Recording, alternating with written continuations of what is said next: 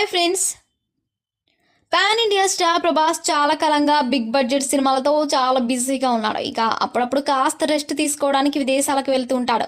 ప్రభాస్ ఒకప్పుడు ఈ రేంజ్లో స్టార్ హోదా రాకముందు మాత్రం తన ఫామ్ హౌస్లో ఎక్కువగా ఉండడానికి ఇష్టపడేవాడు. అయితే ప్రభాస్కు ఒకే ఒక చోట ఉండాలన్నా కూడా అంతగా ఇష్టం ఉండదు. బయట కూడా తిరగాలని చాలా ఇంట్రెస్ట్ చూపిస్తూ ఉంటాడు. ఒకప్పుడు హైదరాబాద్లో బెస్ట్ ఫుడ్ ఏది అంటే అది ప్రభాస్ వెంటనే తినాలి అనుకునేవారు. చాలా ఇంటర్వ్యూలో ఈ విషయాన్ని తెలియజేశాడు. ఆఖరికి లోకల్ పానీపూరి కూడా వదలలేదు అని ఎన్నోసార్లు చెప్పాడు. అయితే ఇప్పటికీ కూడా ప్రభాస్ అంతే సింపుల్గా ఉండడానికి ఇష్టపడతాడు. కానీ బయట మాత్రం తిరిగే స్వేచ్ఛ ఉండదు కాబట్టి ఎక్కువగా విదేశాలకు వెళ్తూ ఉన్నాడు.